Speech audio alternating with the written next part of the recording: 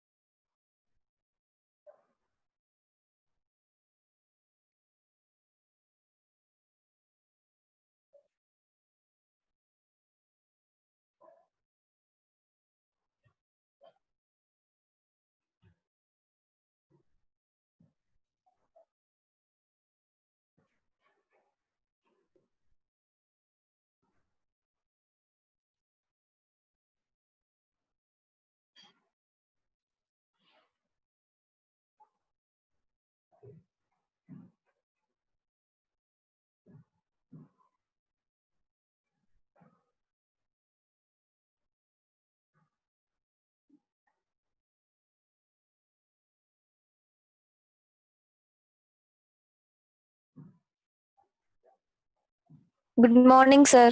Very good morning. चलिए तो students अभी कनेक्ट हो रहे हैं, 1-2 मिनट और वेट करते हैं और फिर हम क्लास शुरू करेंगे।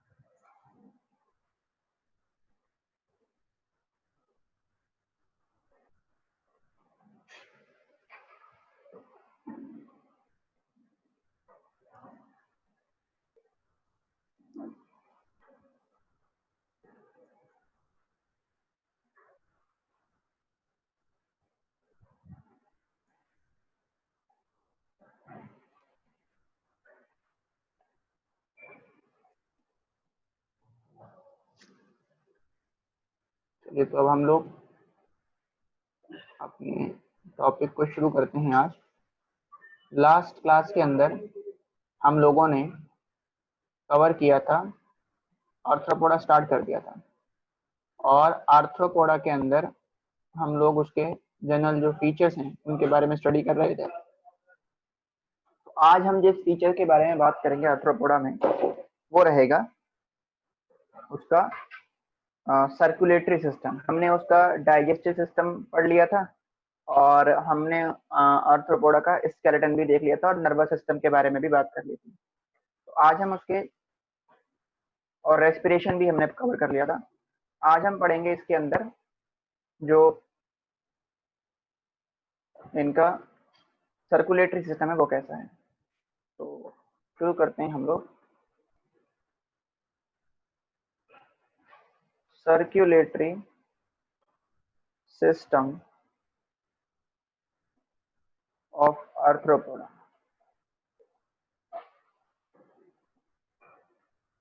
तो अगर जो आर्थ्रोपोडा के सर्कुलेटरी सिस्टम को देखें तो हम ये बोलेंगे कि इनका जो सर्कुलेटरी सिस्टम है ये कैसा होता है, ये ओपन टाइप होता है। तो इनमें ओपन टाइप सर्कुलेटरी सिस्टम देखा जाता है। और ओपन टाइप सर्कुलेटरी सिस्टम का मतलब है कि इनमें जो ब्लड फ्लो होगा वो ओपनली फ्लो करता है स्पेस के अंदर। तो blood is flow openly in the body space. और उस बॉडी स्पेस को क्या बोलते हैं? Called sinus. तो इनमें जो बॉडी स्पेस है, साइनस क्या है? साइनस बॉडी कैविटी है या बॉडी स्पेस है। बॉडी स्पेस बोल सकते हो या कैविटी बोल सकते हो, जिसमें ब्लड ओपनली फ्लो कर रहा है। और इसमें अगर हम आगे बात करें तो आर्थ्रोपोडा में जो ब्लड है वो कलरलेस होता है। मतलब आर्थ्रोपोडा में उनकी बॉडी में जो ब्लड देखा जा रहा है उसमें कोई रेस्पिरेटरी पिगमेंट नहीं होता। तो यहाँ पर हम लिख सकते हैं respiratory pigment is absent in the blood of arthropoda. Arthropoda के ब्लड में रेस्पिरेटरी पिगमेंट नहीं है, इसलिए उसके ब्लड क्या बोलते हैं, हेंस इनका जो ब्लड है, hence it is called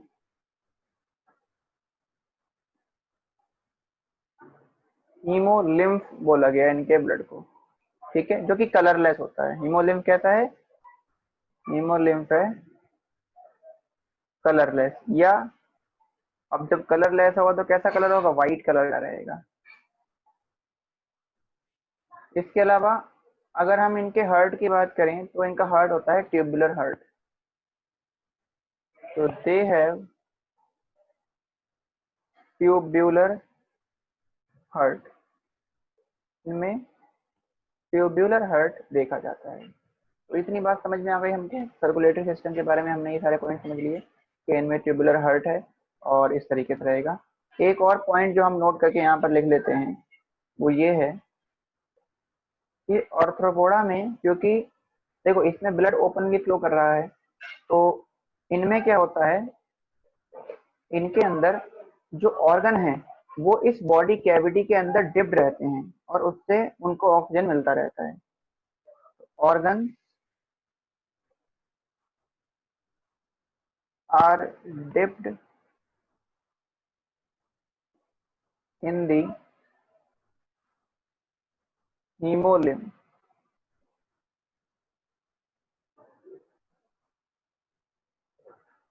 inside the sinus। Sinus के अंदर जो ऑर्गन है वो हीमोलिम्फ में डिप्ड रहते हैं। ठीक है, एक और पॉइंट हम समझ लेते हैं यहाँ पर स्टार मार्क करके कि इनके अंदर जो सीलोम है उसमें ब्लड सेल्स यानी कि हीमोलिम्फ फिल्ड होता है। तो एक नोट और लिख लेते हैं, दी सर आपने इनसाइड के बाद क्या लिखा है? Sinus, inside the sinus, SINUS। तो हम ये कह रहे हैं कि जो इनके अंदर सीलोम है, this coelom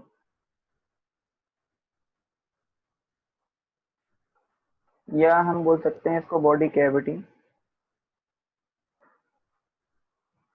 is filled with blood. और ब्लड क्या है, हीमोलिम्फ है। हैंस इसलिए जो इनकी बॉडी कैविटी है, body cavity is called haemocoel. इसलिए इनकी बॉडी कैविटी को हीमोसील या हीमोसीलोम कहते हैं। ठीक है, तो ये हमने समझ लिया इसका आर्थ्रोपोडा का सर्कुलेटरी सिस्टम। तो सर्कुलेटरी सिस्टम क्लियर होने के बाद अब हम आर्थ्रोपोडा के एक्सक्रीटरी सिस्टम की बात करेंगे कि इनमें एक्सक्रीशन कैसे होता है और क्या क्या मटेरियल इसमें एक्सचेंज या एक्सक्रीट आउट होता है। तो ये आप नोट करिए और फिर हम समझते हैं इनके अंदर एक्सक्रीशन किस तरह से होता है।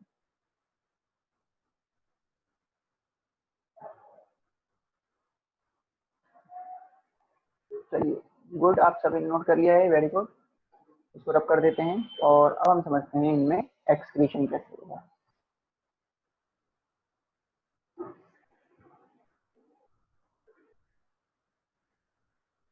आर्थ्रोपोडा में समझते हैं एक्सक्रीशन।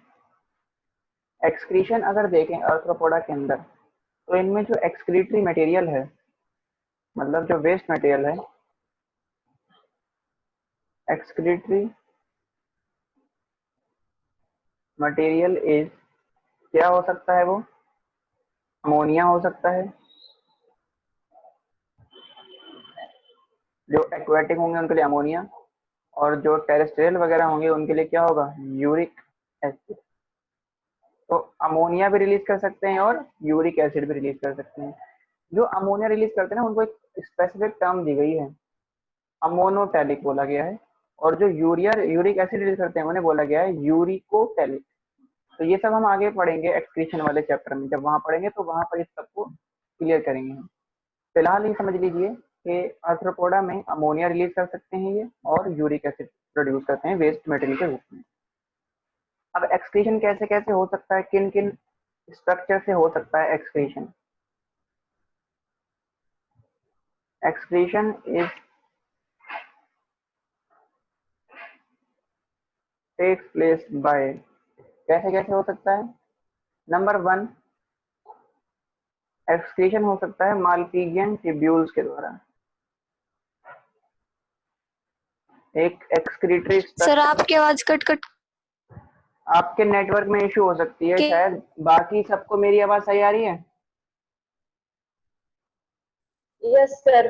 हाँ बेटा, आपका नेटवर्क इशू हो सकता है, इसको आप एक काम कर सकते हैं, आप दोबारा से इसको वो कर लीजिए, लॉग इन कर लीजिए।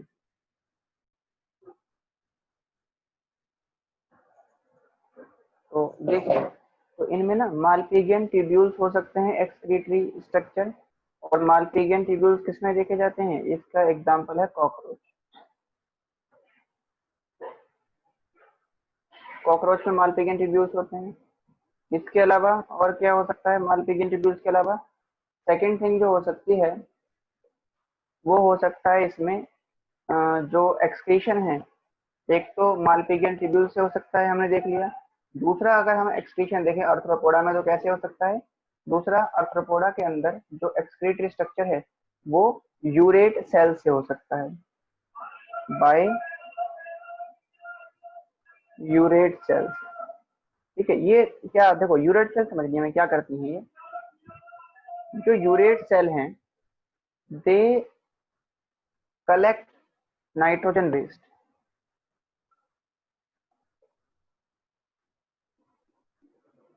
इन्होंने ना, यूरेट सेल ने नाइट्रोजन वेस्ट कलेक्ट किया, और फिर कलेक्ट करने के बाद these cells get, क्या हो जाएंगे, अब ये अटैच कर जाएंगी, get attached to the surface या inner side of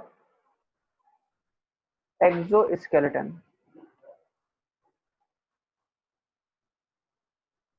जैसे हम आपको यहाँ डायग्राम से इस चीज को समझाते हैं, जैसे ये है एक्सोस्केलेटन, इस तरह से है ये, एक सेगमेंट बना लेते हैं, यही हमने कल बनाया था। ठीक है, अब इसके अंदर क्या हुआ, ये है यूरेट सेल जिन्होंने नाइट्रोजन वेस्ट कलेक्ट किया, और कलेक्ट करने के बाद ये इस तरह से इसके इनर सरफेस के साथ जाके अटैच हो जाएंगी, ये अटैच हो गई यूरेट सेल। ठीक है, अब देखिए अब क्या होगा, अब जब जो एक्सोस्केलेटन है, एक्सोस्केलेटन शो मोल्टिंग, जब ये मोल्टिंग गया, इसे हम एक्डाइसिस भी बोलते हैं, एक्डाइसिस शो करेगा, तो क्या होगा, देन ओल्डर स्केलेटन। सर थोड़ा जोर से बोल लो। मैं तो बेटा बहुत जोर से बोल रहा हूँ। तो क्या होगा, जब ये ओल्डर स्केलेटन क्या करेगा, डिग्रेड होगा, या बोलते हैं हम ब्रेक होगा, break, then the urate cell with waste material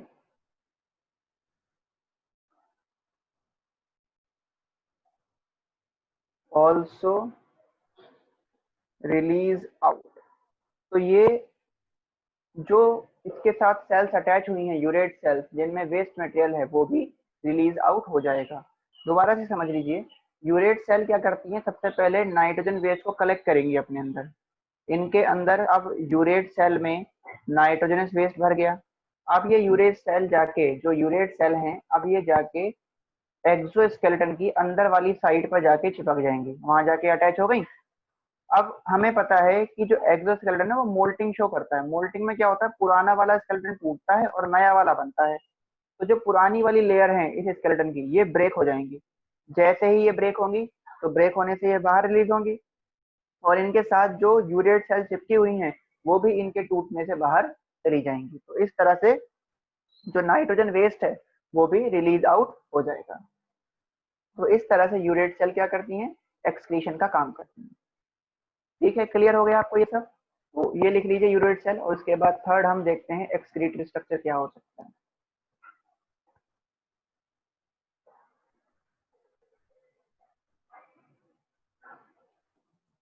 done लिख लिया आप लोगों ने। अब हम लोग देखते हैं जो थर्ड एक्सक्रीटरी स्ट्रक्चर है वो क्या हो सकता है। तो देखिए, यूरेट सेल के बाद अगर हम बात करेंगे तो एक्सक्रीशन जो हो सकता है नंबर थर्ड, ये हो सकता है बाय ग्रीन ग्लैंड के द्वारा। और ये ग्रीन ग्लैंड किसमें देखी जाती हैं? ग्रीन ग्लैंड को हम एक और नाम दे देते हैं, ऑल्सो कॉल्ड एंटीनरी ग्लैंड। इन्हें हम एंटीनरी ग्लैंड भी बोलते हैं। और ये जो एंटीनरी ग्लैंड है ये किसमें देखी जाती हैं? इसका एग्जाम्पल अगर देखें तो इसका एग्जाम्पल रहेगा आपका प्रॉन। ये प्रॉन में देखी जाती हैं। ठीक है, प्रॉन जो है ये आर्थ्रोपोडा की कैटेगरी में आता है, और ये एक्वेटिक एनिमल होता है और एडिबल होता है। इसका स्ट्रक्चर हम लोग देखेंगे अभी। तो ये हमने समझ लिए जनरल फीचर्स आर्थ्रोपोडा के। आर्थ्रोपोडा, यस हर्षित कुमार बोलिए। सर स्नेक होता है वो रेप्टाइल होता है सर। स्नेक रेप्टाइल है, हाँ। हाँ, तो उसका एक जो स्केलेटन सर मोल्डिंग शो करता है सर, उसका एक्चुअली हाँ करता है। वो आर्थ्रोपोडा में क्यों नहीं है? उसके अंदर बाकी प्रॉपर्टी जो है वो उसकी है ना, वर्टिब्रेटा की।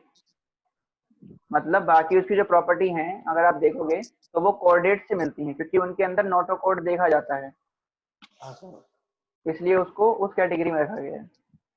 ठीक। अब देखिए, तो ये ग्रीन ग्लैंड की हमने बात कर ली, तो ये हमारा एक्सक्रीशन वाला पोर्शन तो कंप्लीट हो गया। अब हम आर्थ्रोपोडा के ना क्लासेस पे चलते हैं। तो अब हम कुछ क्लासेस के बारे में यहाँ पर डिस्कस करेंगे। तो हमारे पास आता है टॉपिक जो है हमारा, वो है classes of arthropoda. Classes of arthropoda. तो आर्थ्रोपोडा की 7 मेन क्लासेस हैं। It has 7 main classes. सबसे ज्यादा क्लासेस इसी फाइलम में हैं, इसलिए तो इस फाइलम को क्या बोला गया है, लार्जेस्ट फाइलम बोला गया है एनिमल किंगडम का। तो वन बाय वन हम एक ही क्लास के बारे में पढ़ेंगे। तो जो सबसे पहली क्लास है नंबर 1, वो है ओनिकोफोरा। पहली क्लास है ओनिकोफोरा। देखो ध्यान से समझिएगा ओनिकोफोरा, क्योंकि ये जो ओनिकोफोरा है इससे क्वेश्चन अगर एनिमल किंगडम में नहीं बना तो इवोल्यूशन में जरूर इससे क्वेश्चन आपके सामने आएगा। तो ओनिकोफोरा की हम लोग बात करते हैं। ओनिकोफोरा में हमारे पास जो एग्जाम्पल आता है जिसके बारे में हमें पढ़ना है, इसका एग्जाम्पल है पेरीपेटस। पेरीपेटस जिसे बोलते हैं हम लोग वॉकिंग वॉर्म, चलने वाला कीड़ा होता है ये। ठीक है, तो वॉकिंग वॉर्म की अगर बात करेंगे तो ये जो पेरीपेटस है ये क्या है, ये कनेक्टिंग लिंक है। कनेक्टिंग लिंक है, किस किस के बीच में है? तो ये कनेक्टिंग लिंक का मतलब होता है कि एक पर्सन जब दो अलग अलग ग्रुप्स की कैटेगरी शो करेगा, जैसे आपने वो पढ़ा था यूग्लिना या यूग्लिनोइड, ये कनेक्टिंग लिंक था एनिमल और प्लांट के साथ में, क्योंकि ये एनिमल की प्रॉपर्टी भी शो कर रहा था, प्लांट की भी। उसी तरह पेरीपेटस भी कनेक्टिंग लिंक है। कनेक्टिंग लिंक किस किस के बीच में है? तो दो के बीच में कनेक्टिंग लिंक है ये। एक है आपका एनालिडा, ये एनालिडा की प्रॉपर्टी शो करता है, और दूसरा क्या करता है, शो करता है प्रॉपर्टी किस कैटेगरी में आ रहा है, आर्थ्रोपोडा में आ रहा है, तो आर्थ्रोपोडा की भी कुछ प्रॉपर्टी शो करेगा। एनालिडा की प्रॉपर्टी क्या क्या शो करेगा ये देखिए। सबसे पहली बात कि इसकी जो बॉडी होती है वो सेगमेंटेड होती है लेकिन वॉर्म लाइक होती है। तो सेगमेंटेड पहली प्रॉपर्टी है इसकी एनालिडा की, segmented worm like body, segmented worm like body है। दूसरी बात, इसमें जो अपेंडेजेस हैं वो अनसेगमेंटेड होते हैं जैसे कि एनालिडा में है। तो अनसेगमेंटेड अपेंडेजेस मतलब इसके जो लेग्स वगैरह होंगे ना, ये सेगमेंटेड नहीं रहेंगे, ये अनसेगमेंटेड होंगे। अपेंडेजेस में ए आएगा, तो ये कैसे होंगे, अनसेगमेंटेड होंगे, बिना सेगमेंट वाले लेग्स रहेंगे। और इनमें जो एक्सक्रीशन है वो कैसे होता है, excretion by nephridia. Nephridia excretory structure है एनालिडा का, तो इनमें जो एक्सक्रीशन है वो नेफ्रीडिया के थ्रू होता है या नेफ्रीडिया से होता है, ठीक है। और आर्थ्रोपोडा की क्या प्रॉपर्टी है, आर्थ्रोपोडा की प्रॉपर्टी ये है कि इनमें हीमोसील देखा जाता है। इसके अलावा इनमें जो रेस्पिरेशन है वो ट्रैकियरी सिस्टम के थ्रू होता है।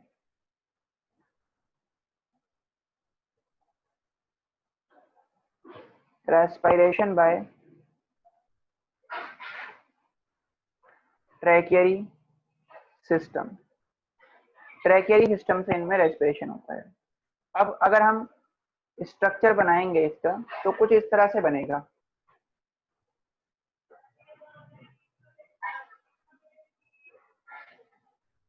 ये वॉर्म लाइक बॉडी हो गई और इस बॉडी में ऐसे सेगमेंट देखे जाएंगे।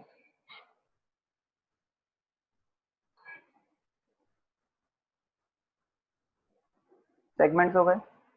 यहां पर रहेगा सबसे ऊपर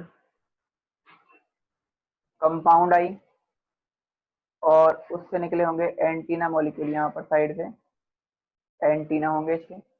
और इसके हर एक सेगमेंट में अगर आप देखोगे तो हर एक सेगमेंट के अंदर से आपको दिखाई देंगे बिना सेगमेंट वाले या unsegmented appendages.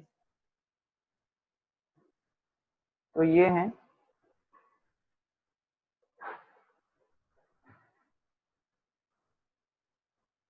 This is called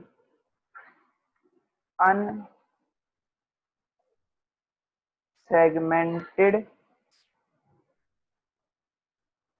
appendages, या इसको आप लेग्स भी बोल सकते हो, या पैरापोडिया की तरह भी हो सकता है ये, जो इसके वॉकिंग में हेल्प करता है, इसलिए इसको वॉकिंग वॉर्म भी हम कहते हैं।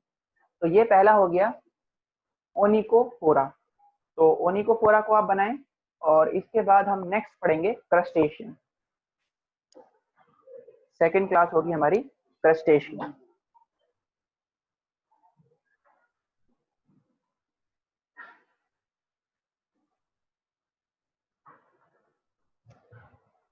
चलिए आप सभी ने ये बना लिया होगा। अब हम लोग नेक्स्ट क्लास की बात करेंगे और जो नेक्स्ट क्लास है वो है क्रस्टेशियन। तो अब हम क्रस्टेशिया की तरफ चलते हैं।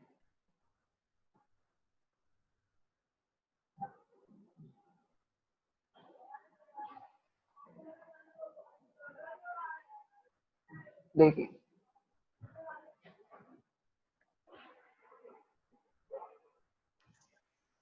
सेकंड क्लास जो आती है आर्थ्रोपोडा में आफ्टर ओनिकोफोरा वो है क्रस्टेशियन, या इसको हम क्रस्टेशिया भी कहते हैं।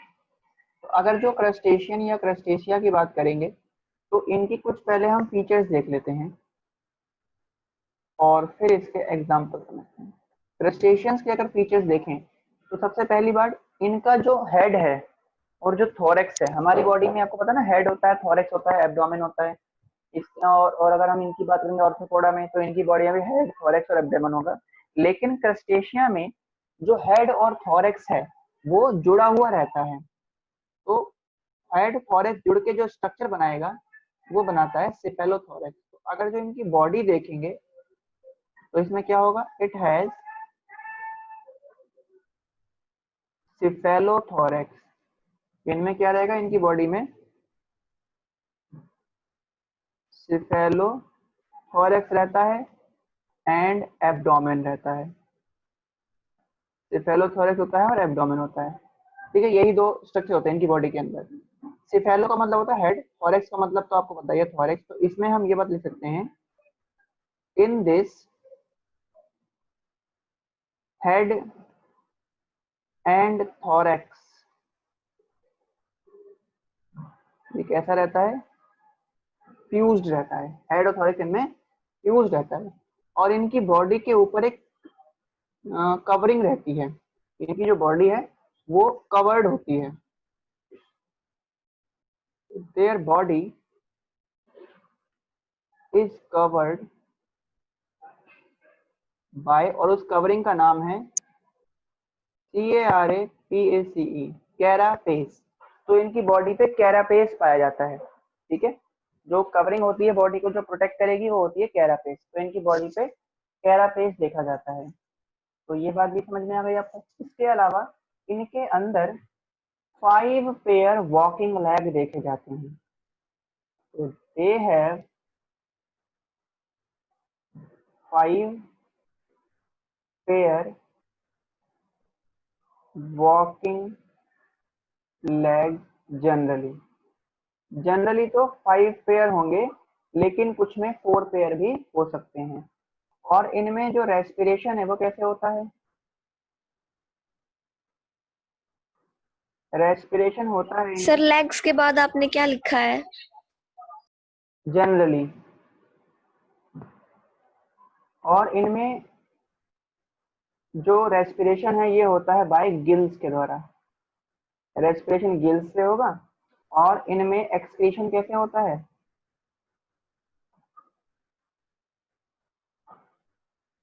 एक्सक्रीशन होता है बाय ग्रीन ग्लैंड्स।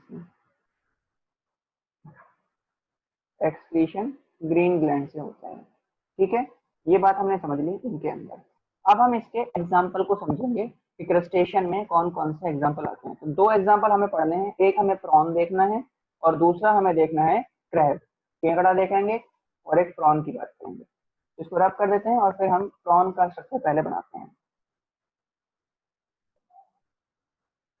देखिए, अब हम लोग बात करते हैं प्रॉन की। तो पहला जो एग्जाम्पल है इसमें वो आता है प्रॉन। प्रॉन की अगर बात करें तो प्रॉन में सेफेलोथोरेक्स और एब्डोमेन दो ही चीजें रहेंगी इनकी बॉडी में।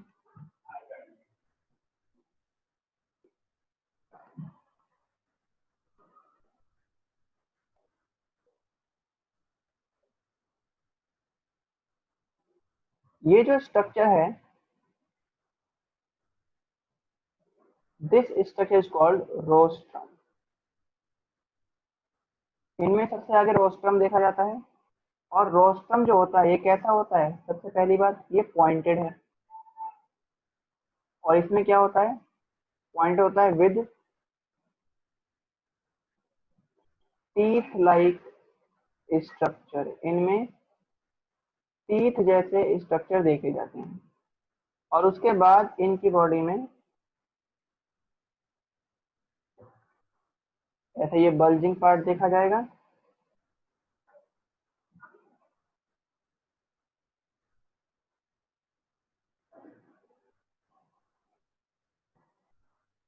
और ये जो स्ट्रक्चर है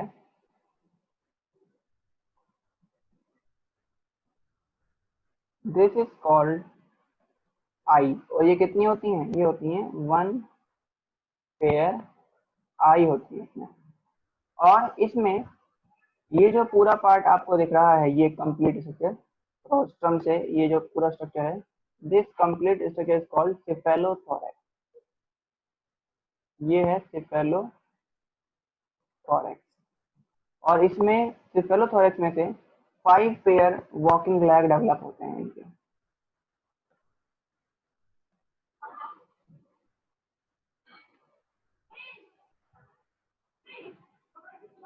इनमें 5 पेयर वॉकिंग लैग देखे जाएंगे।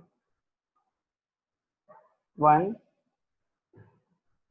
2 3 4 और 5। और ये वॉकिंग लेग कैसे होंगे? ये होते हैं सेगमेंटेड।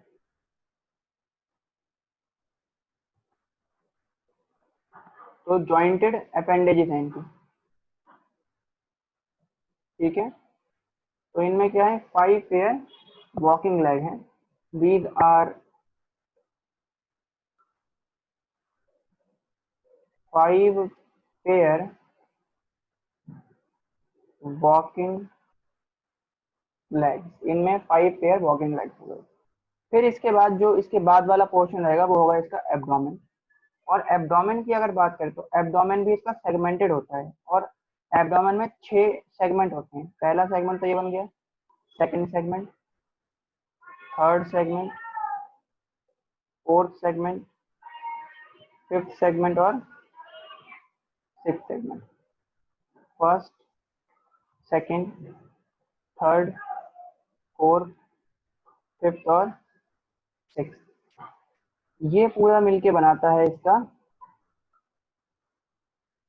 एब्डोमेन, ठीक है। और जो इनके एब्डोमेन है, एब्डोमेन से हर एक एब्डोमेन से पहले जो 5 एब्डोमेन है 1 2 3 4 5, पहले 5 एब्डोमेन से हर एक में से एक क्लीपोड्स डेवलप होता है, एक स्ट्रक्चर डेवलप होता है। कुछ इस तरह से रहता है ये।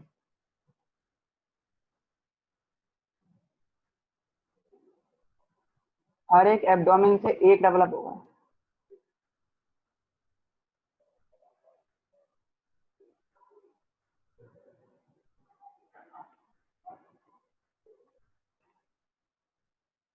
ठीक है। दीज आर कॉल्ड, इन्हें क्या बोलेंगे? These are called pleopods. और ये कितने होते हैं? 5 होते हैं।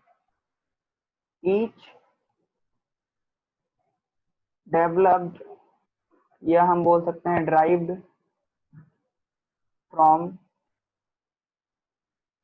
Each segment of abdomen. और ब्रैकेट में हैं, ये कैसे हैं? 1 to 5, पहले 5 में से निकलता है। और इनका काम क्या है? ये होते हैं फॉर स्विमिंग के लिए। ये इसके स्विमिंग के लिए होते हैं, इससे तैरता है ये, ठीक है, तैरने के लिए होते हैं ये।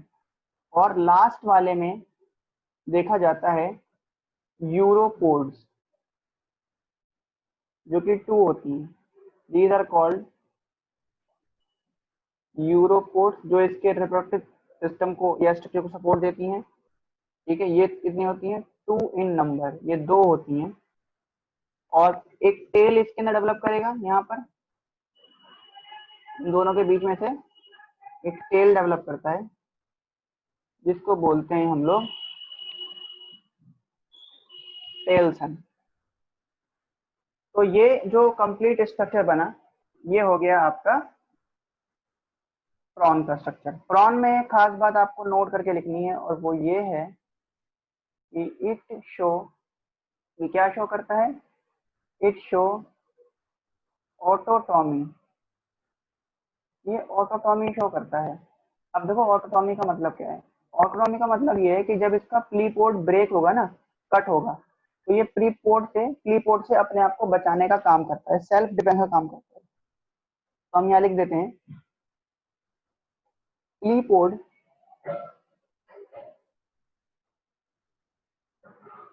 also act as self defense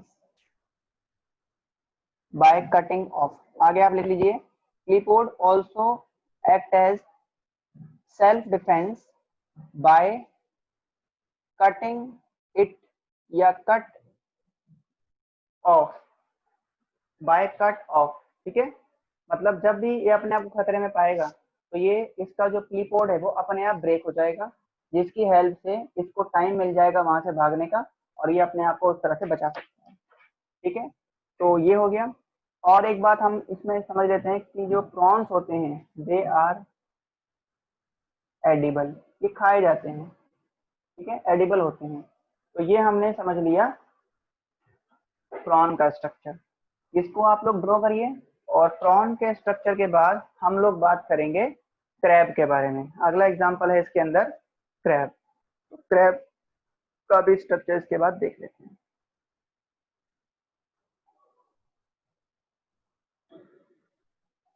चलिए, तो ये कंप्लीट हो गया।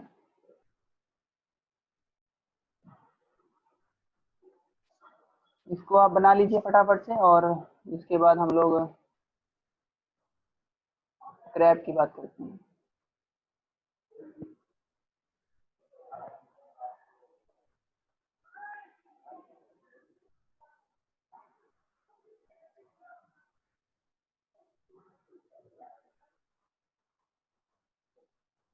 चलिए, ये आप लोगों ने बना लिया होगा आई थिंक सभी ने, इसको रब कर दिया जाए।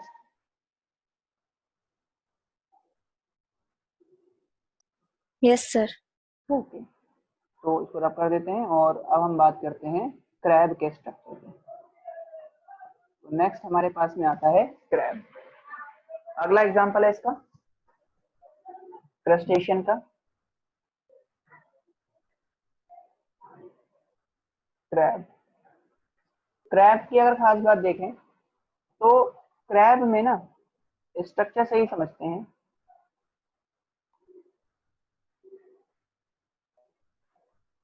क्रैब में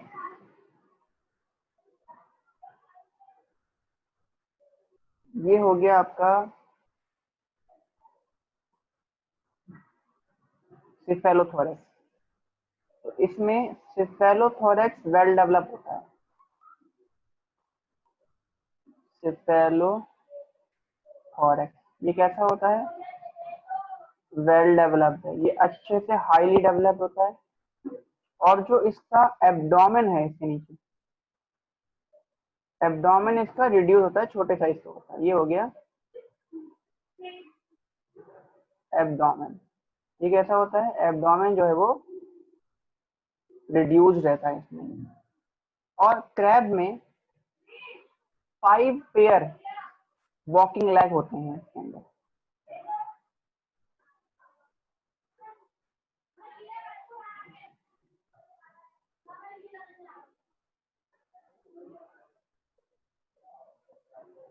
ये हो गया first pair.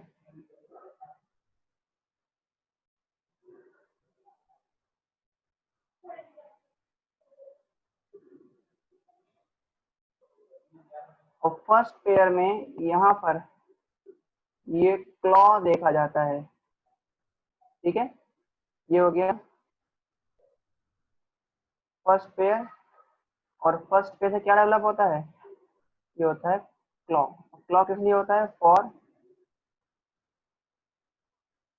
Capturing of pray, ये शिकार को पकड़ने के लिए होता है। ये फर्स्ट पेयर हो गया। उसके बाद ये रहेगा इसमें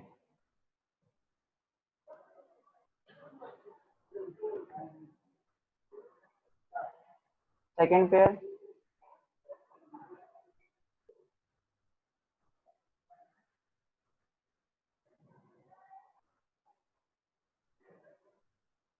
फिर ये हो गया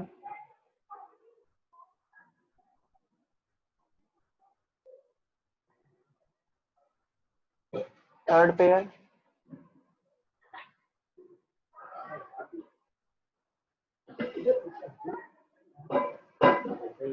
और ये हो गया लास्ट में आपका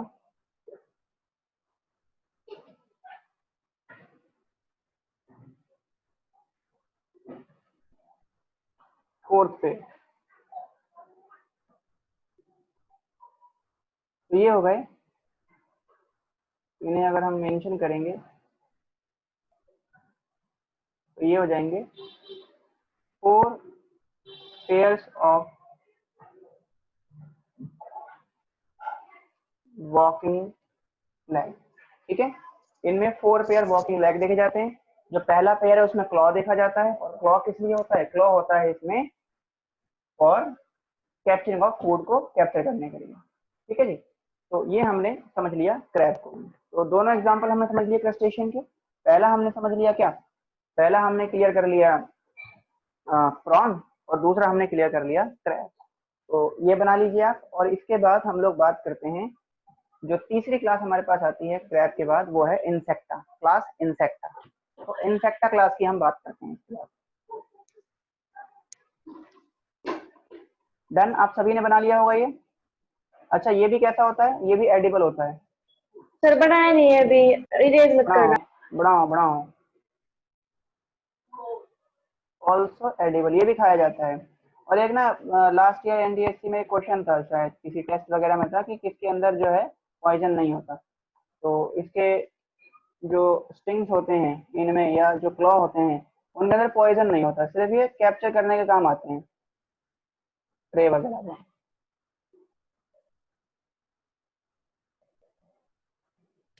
सर स्कॉर्पियन के क्लो में होता है सर पॉइजन?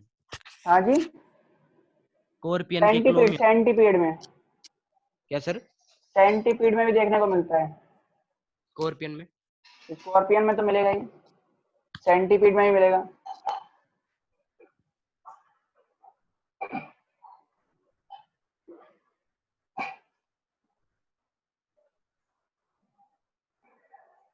चलिए, तो ये आप लोगों ने फटाफट इसको ड्रॉ कर लीजिए, और फिर हम थर्ड क्लास शुरू करते हैं इसकी, वो है इंसेक्टा। ड्रॉ हो जाए तो बताइए मुझे।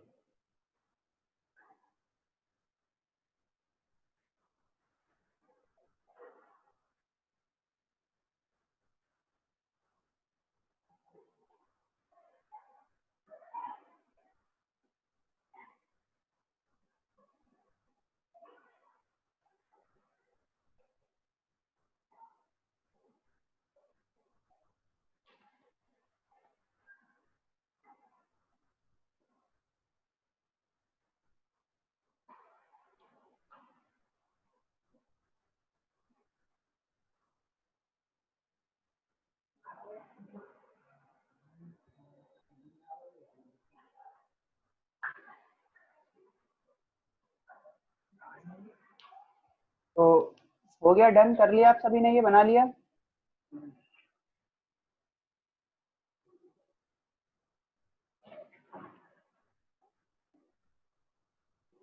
कर दे भाई, इरेज कर दें इसको। Yes sir. ओके,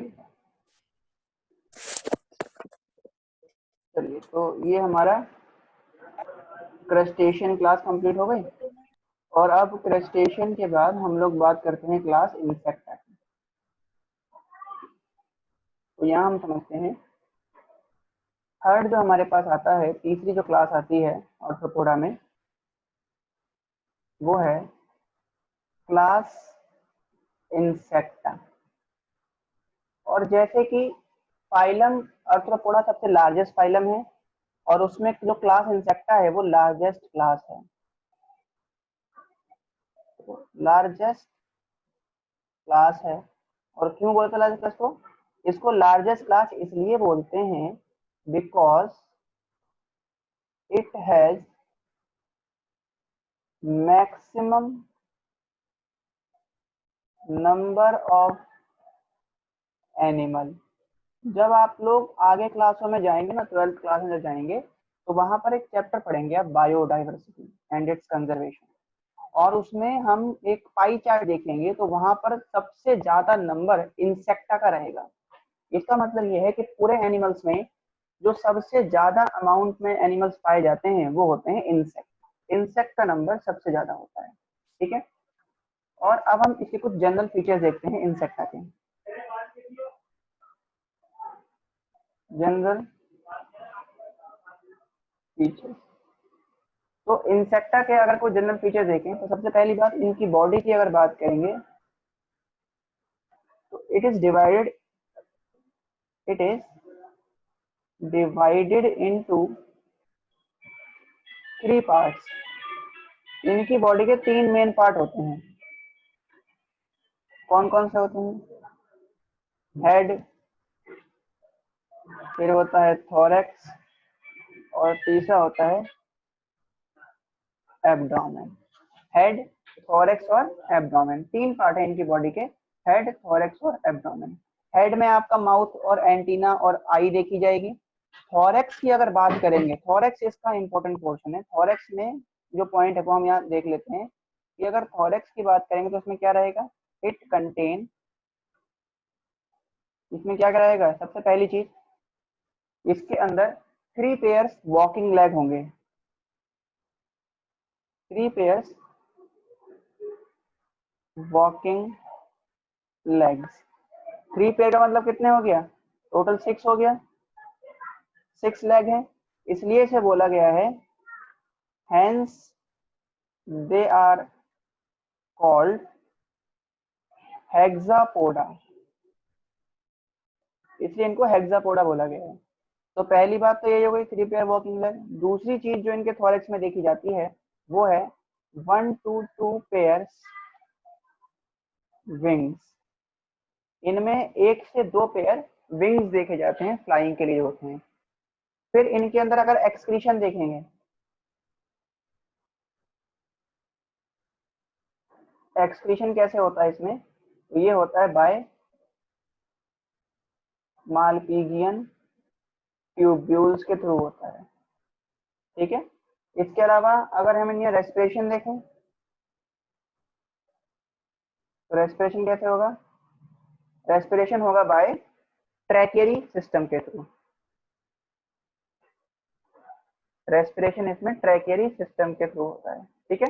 ये जनरल फीचर्स हमने देख लिए इंसेक्टा के, और इसके बाद अब हमारे पास रह जाती हैं इंसेक्टा के एग्जाम्पल। तो हमें कुछ एग्जाम्पल पढ़ने हैं, जैसे कॉकरोच, इसके अलावा एक सिल्वर फिश हो गया, बटरफ्लाई हो गया, और हनी बी हो गया, और एक जेनोप्सिला हो गया। तो ये सारे एग्जाम्पल हम लोग नेक्स्ट क्लास के अंदर कंटिन्यू करेंगे।